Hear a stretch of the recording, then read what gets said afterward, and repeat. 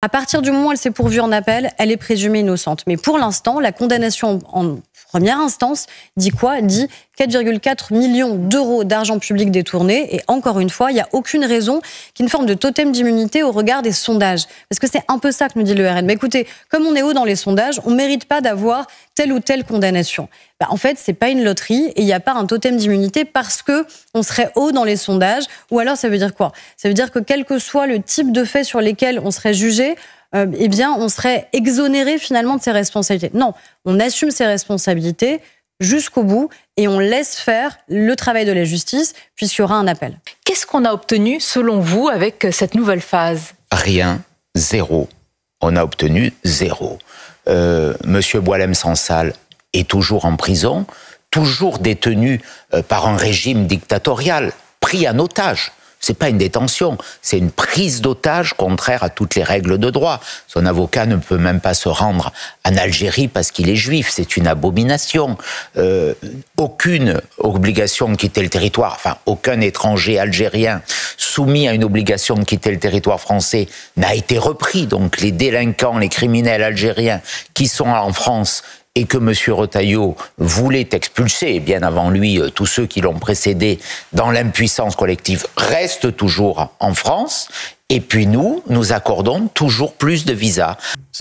On va racheter des canons César, des Rafales et des chars, mais ça sert strictement à rien. Si on n'a pas Starlink ou l'équivalent, et si on n'a pas des armes autopilotées, mais ça sert à rien. Non, ça sert à rien. Mais si, à rien. Non, pas mais rien sans ça, non, à rien, zéro. Mais non, mais je dis à zéro. C'est-à-dire tant que vous n'aurez pas l'environnement numérique, ça ne sert à rien. Non, mais qu'est-ce qu'il faut faire? Il faut créer un géant numérique européen? On peut créer un géant numérique européen? Oui. Alors, je vous donne, parce que Mistral AI, j'ai beaucoup de respect pour Arthur Mensch, qui est un gamin, un polytechnicien qui a 30 ans et qui est un gamin génial. Bon, il ne s'agit pas de critiquer Mistral AI, je trouve ça formidable. Xavier Niel a dit avant-hier qu'il allait mettre 100 millions d'euros sur Mistral AI. Voilà, je regardais Llama qui est sorti il y a 3 jours, donc l'IA générative de Meta, donc qui est apparemment la plus performante du monde aujourd'hui, encore plus performante que ChatGPT. Pour fabriquer ça, ils ont mis 20 milliards. Ils n'ont pas mis 100 millions d'euros. Voilà, et donc... Je dois dire que le président américain, sans briller par son instabilité, le caractère chaotique d'un certain nombre de décisions, et que face à cela, oui, faut être cool. Mais comment faut rester... être calme. Je préfère le mot français, calme. Et en même temps, il faut être déterminé. Car le seul langage, à mon avis, que comprend le président Trump, c'est le langage de la détermination. Voilà pourquoi j'attends de l'Union européenne, d'un certain nombre de pays, de la détermination. L'heure est à la fois à la préparation de cet affrontement commercial et en même temps à la main tendue et à la volonté de négociation. Personne n'a à gagner dans cette guerre commerciale, d'ailleurs pas plus les États-Unis que l'Europe ou que le reste du monde. On voit bien que le séisme de cette guerre commerciale attaque toutes les bourses mondiales, que toute l'économie mondiale est en cause dans ses principes et dans sa croissance. Et donc l'idée n'est pas, encore une fois, de nous-mêmes escalader, mais c'est d'être prêt, d'être fort par rapport aux États-Unis, d'être unis en Europe et d'avoir une réponse coordonnée, ce qui évidemment n'est pas simple, mais qui en même temps est un signal, un peu comme pour ce qui s'est passé pour la défense, d'une conscience européenne qui se consolide. Mais ce qui est sûr, c'est qu'à moyen terme et à long terme, on ne reprendra notre souveraineté que si on réindustrialise le pays, et pour cela, eh bien, il faut redonner les bases de la compétitivité, baisser les impôts de production. Pour une négociation. Il faut, dans toute négociation, si on est faible, elle est déjà perdue d'avance. Donc, naturellement, qu'il faut une riposte. On exporte vers les États-Unis à peine 1,4% de nos exportations. C'est de l'ordre de 45 milliards d'euros par an. Il y a des secteurs stratégiques, l'agroalimentaire, notamment sur le vin, sur les spiritueux. Donc, il faut qu'on ait des moyens de réplique, bien entendu, autrement on sera bouffé. Parce que moi j'ai la responsabilité notamment au gouvernement de la lutte contre l'antisémitisme, donc je suis bien obligée de voir ce qui existe dans notre pays, et ce qui existe dans notre pays c'est une explosion de l'antisémitisme, et cette explosion elle est attisée par ceux qui finalement autorise, libère, voire encourage cette parole antisémite, Jean-Luc Mélenchon en étant malheureusement le porte-drapeau. Et il faut le reconnaître, il faut avoir la lucidité de le reconnaître pour le combattre. Cette proposition, elle est inappropriée. En plus, elle est irréalisable. Mais je ne vais pas aller plus loin parce que je ne vais pas alimenter une polémique alors qu'il y a aujourd'hui une élection dans ma famille politique et que je souhaite que cette élection se déroule dans les conditions les plus paisibles qui soient. Mais parce que je suis le président de l'Assemblée des territoires, tous les territoires, qu'ils soient de métropole ou des Outre-mer, et quel qu'en soit le statut, ils appartiennent à la République. Ils doivent être respectés comme partie intégrante de la République. Ferry, Louis de Ragnel, une fascination, c'est-à-dire que tout le monde est sidéré par ce qui est en train de se passer. Abominable, non, mais il y a une sidération. Vous êtes sidéré. D'ailleurs, la manière. Je le trouve abominable. Oui, mais vous pouvez le trouver abominable et non, pas du tout sidéré par l'ampleur de ces décisions. Mais absolument pas. Il y a une question que se pose beaucoup de Français. Non, je dis que c'est pas un con, c'est tout. Je pense que moi, je suis d'accord avec vous sur le fait. Ah oui, mais j'entends que ça sur tous les plateaux. J'avais juste une question à vous poser. Il y a beaucoup de Français qui se demandent, mais qu'est-ce qu'on devrait faire ? Qu'est-ce qu'on devrait faire ?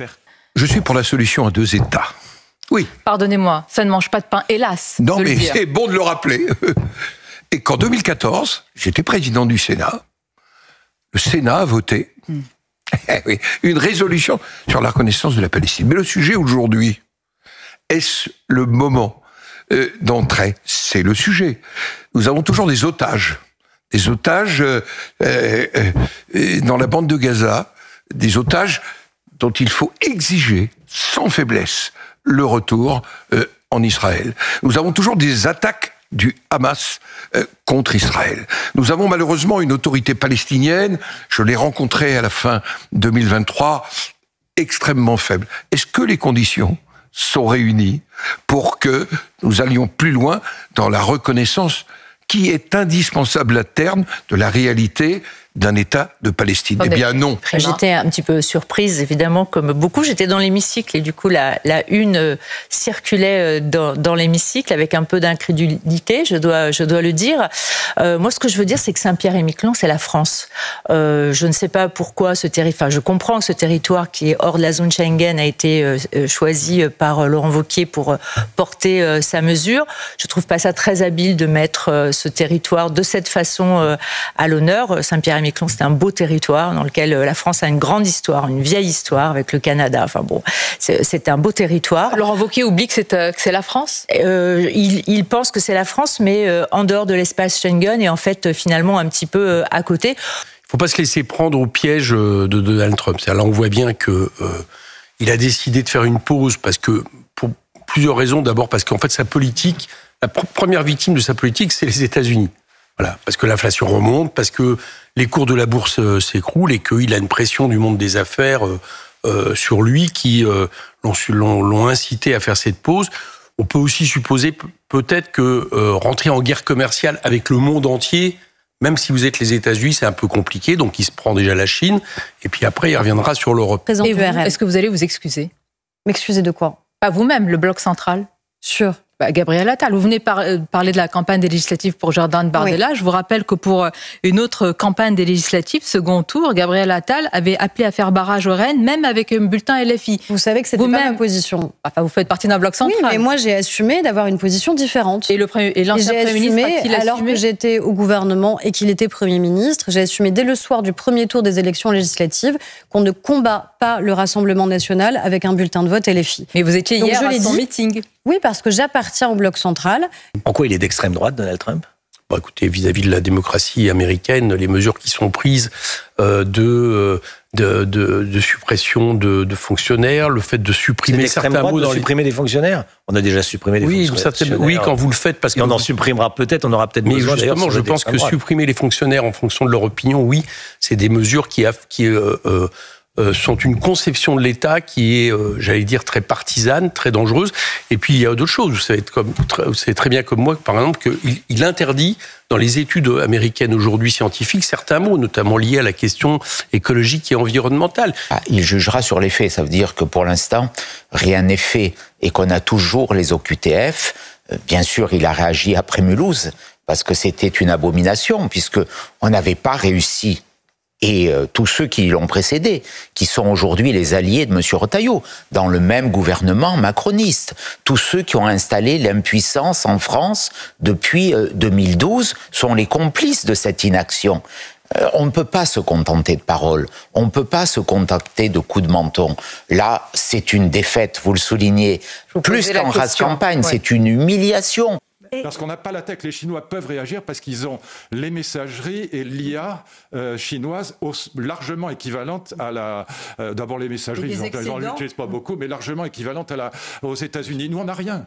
C'est-à-dire que ce soit les messageries mail, que ce soit l'IA, que ce soit les réseaux sociaux, que ce soit toute l'industrie, que ce soit les armes. Les métaux. Et nous, on va racheter 800 milliards sur les armes. Mais si on n'a pas l'environnement numérique, ça ne sert à rien.